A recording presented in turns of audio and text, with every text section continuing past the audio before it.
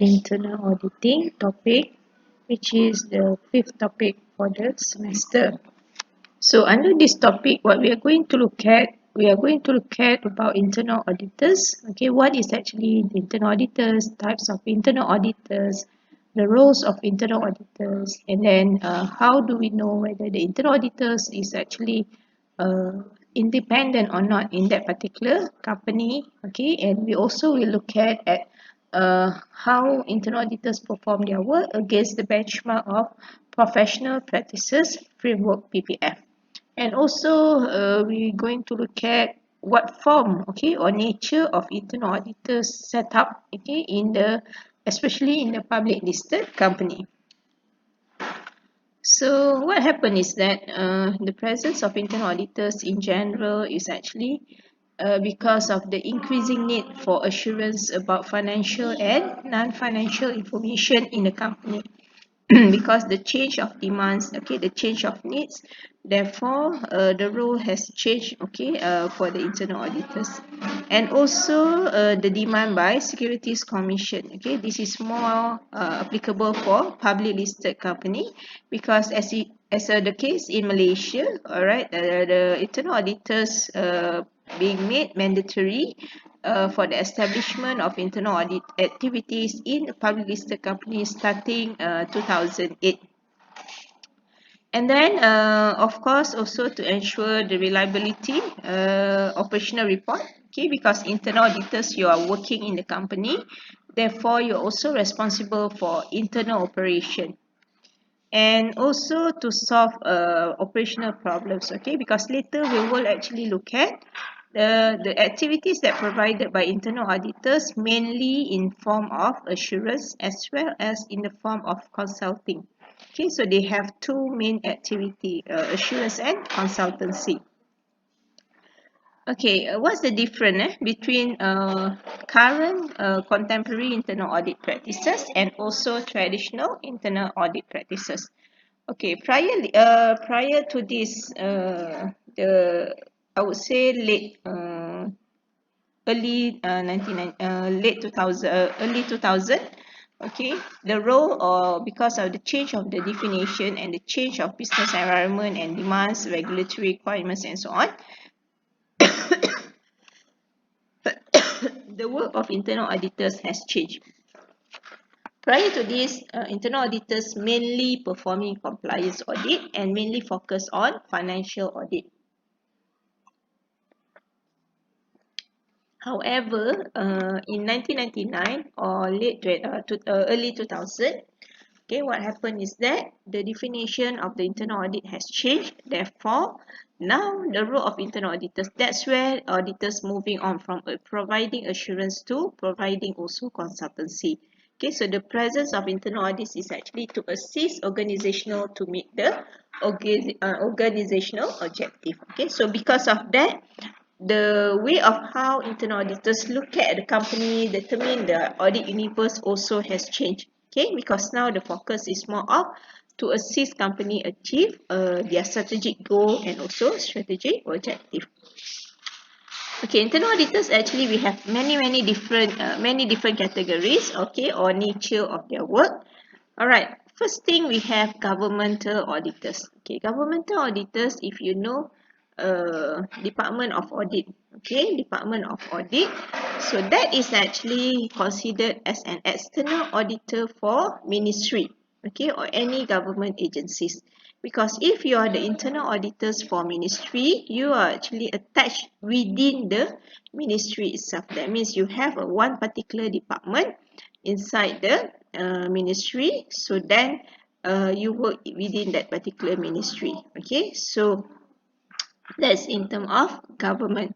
Okay, in terms of regulatory auditors, okay, example, we can see that in terms of Securities Commission, okay, because Securities Commission sometimes, and also AOB, all right, Audit Oversight Board, because you are the one that actually performing audit in order to ensure the compliance of the regulatory requirements. So your presence is actually more of ensuring compliance.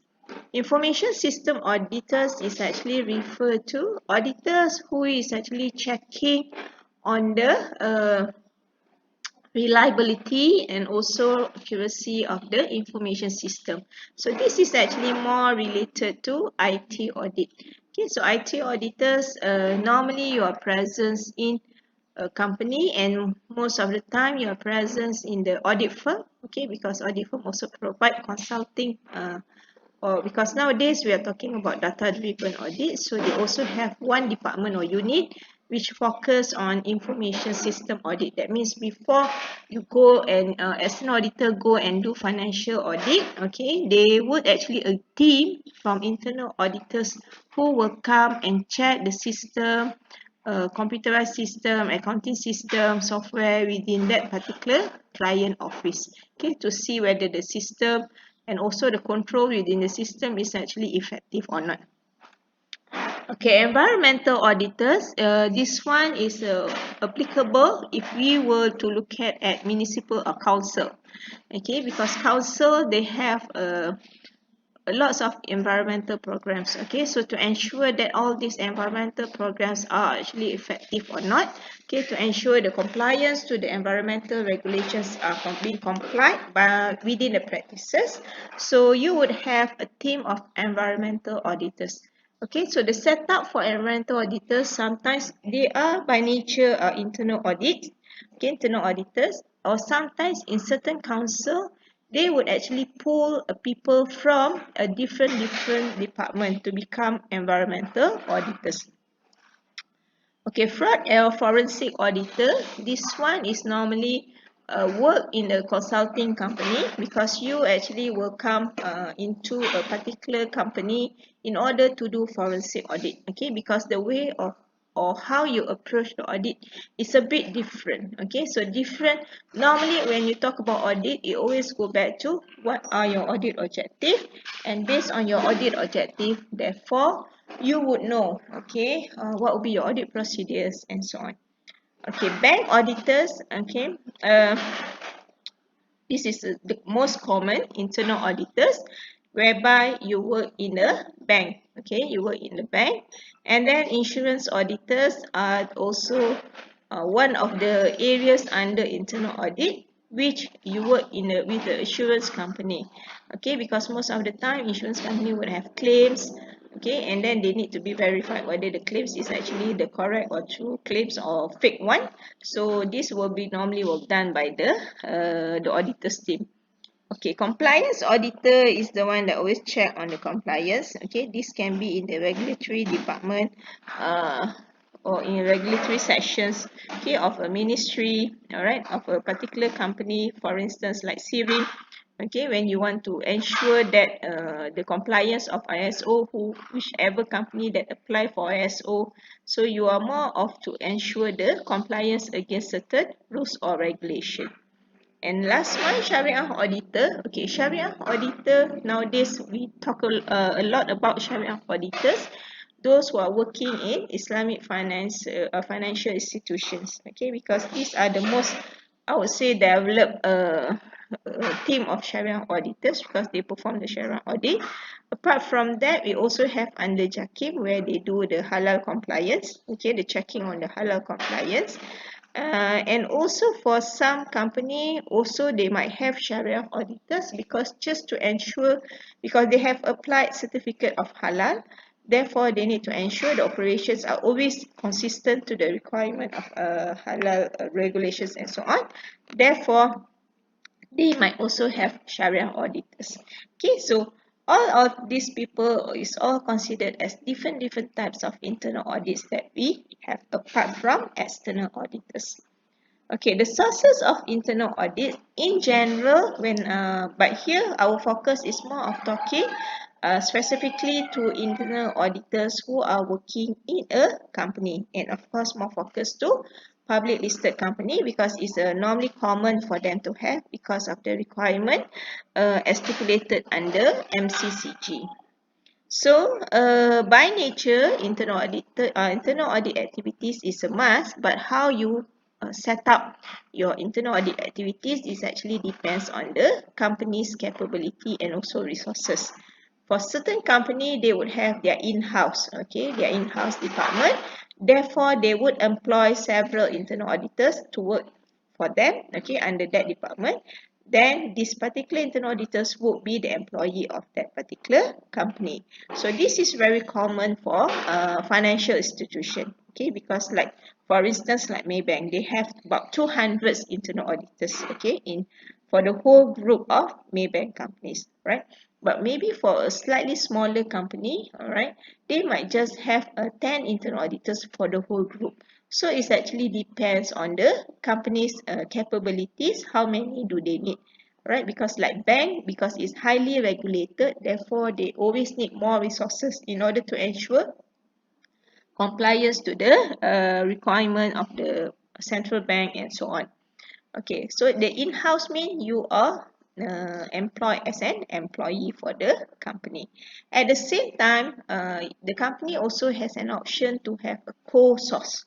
Okay, co-source mean you have your own internal audit department, okay, but maybe you just have five staff at that moment, and perhaps you want to do a particular job of checking on the internal system, okay, of the company, which maybe your current internal auditors might not have the capabilities or adequate resources to do that. So what you can do, you can actually acquire for this particular job internal audit work from external party or external provider. So that means now you also have internally being sourced by internal employee. At the same time, you also employ from external. Okay, so that means you have outsource and also internal. So that's why we call it co-source, internal and external.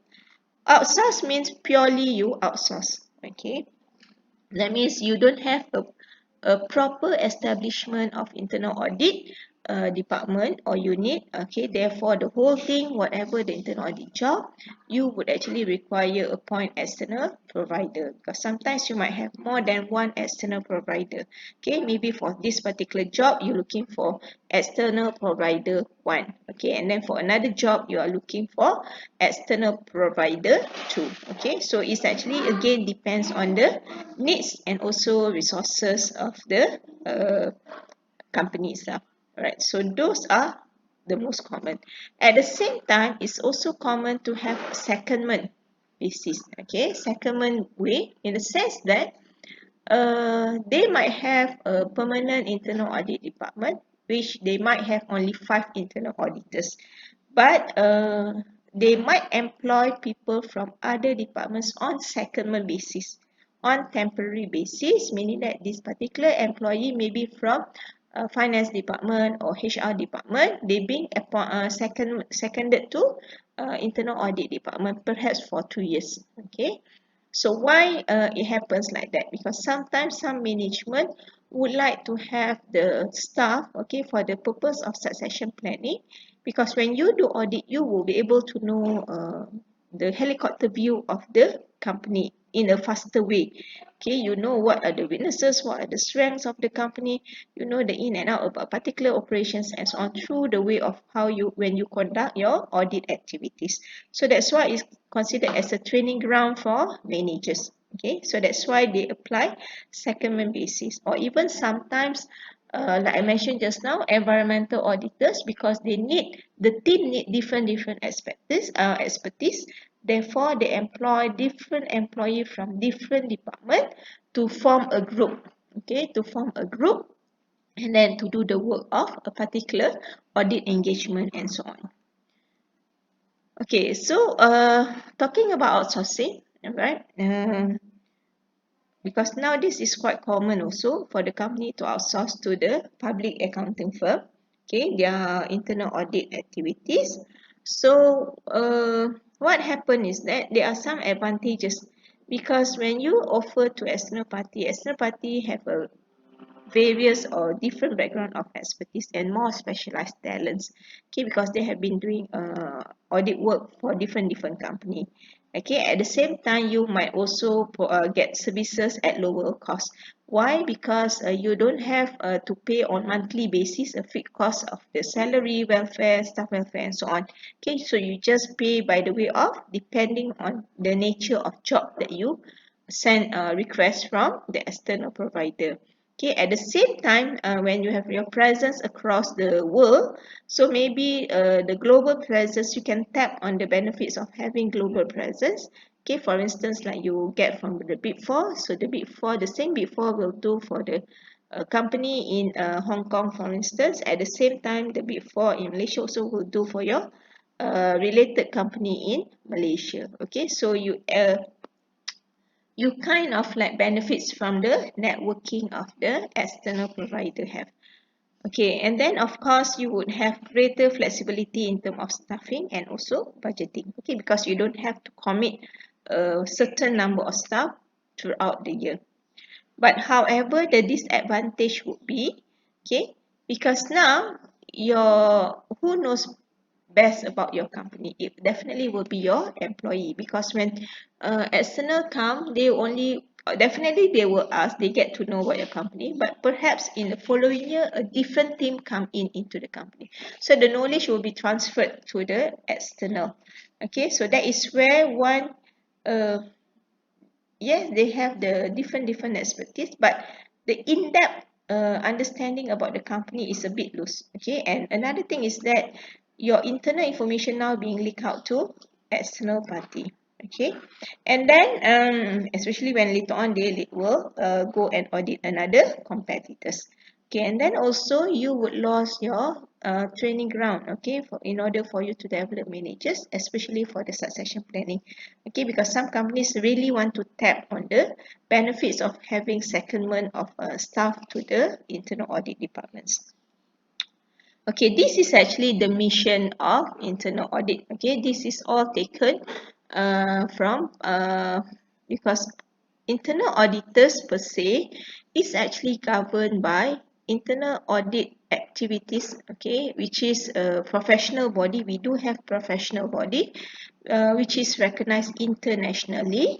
Okay, and it is based in US. Of course, we do have internal audit Institute of Internal Auditors in Malaysia chapter. Okay, so we do have our networking. It just like a professional qualification for accountant. So the same thing with internal auditors. Okay, so that means if you have qualification for internal auditors from this professional body, therefore your qualification is actually recognized worldwide. Okay, so therefore this particular professional body is actually governing internal audit profession globally, okay, or worldwide. Okay, so what are the practices, what are the requirements, what are the benchmarks on, all being governed by Institute of Internal Auditors, okay, incorporation. So they used to issue a PPF, which named by Professional Practices Framework. So these are the framework that outline what are the practices need to be conducted by internal auditors, regardless whether you are in Malaysia or any other part of the world. So according to the PPF, the mission of internal auditors is actually to enhance and protect organizational value, okay, by doing risk-based and also giving objective assurance, advice and insights. Okay, so from all these keywords, okay, it able to be interpreted into what does it mean for internal auditors to do in their daily practices. Okay, and then talking about IIA mandatory guidance. Okay, so this is actually again referred to the PPF. So it's govern the internal audit practices worldwide, globally. So they do have the core principles. Okay, and they also, they mean the core principle, what are the key activities that the internal auditors need to do? And then what is actually the definition of internal auditing? Because these are what I meant by just now the modern and also the traditional internal auditing, because the latest definition has been changed in 1999. So since then the work, okay, or the activities provided by internal auditors totally changed significantly. Okay, they also have their code of ethics, but still if you look at later on, more or less similar to a code of ethics for accounting profession. Okay, in the standards, all right, in the standards of the practices, all right, they do have the clause that stated must and should. Okay, so must mean it's a must for them to do. Okay, you might mean you must comply. However, should means because when they say, okay, you should do this, you should do that, you must do this, you must do that. So when they mention you should means is expected for you to confirm, okay, with the to comply against the practices. But again, if there are any deviation, therefore you need to justify, because normally they would actually check your quality assurance. Okay, they will perform the quality assurance of how the internal auditors do their work. Okay, it means that if they are being audited. Okay, so the standards is actually divided into two categories. Okay, one is the attribute standards, which actually talking about the characteristic of internal audit activities, and also internal auditors must have. And performance is actually referred to how internal auditors should, or what they should do, or what they must do in order to perform the internal audit work. Okay, so they also have implementation guide, which is further explanation with regard to the attributes and performance standard. The same thing with the supplementary guide. So it's a supplement to the explanation of the attribute standards and performance standard. Okay, so eventually, all right, if you work as an internal auditors in the bank, for instance, or maybe at the same time you also have a team of Sharia auditor in the bank. So all these internal auditors and Sharia auditors is actually obliged to follow the requirement of attribute standards and also performance standard. So these are the definition of internal audit, which actually explain about internal auditing is an independent and objective assurance and consulting activity.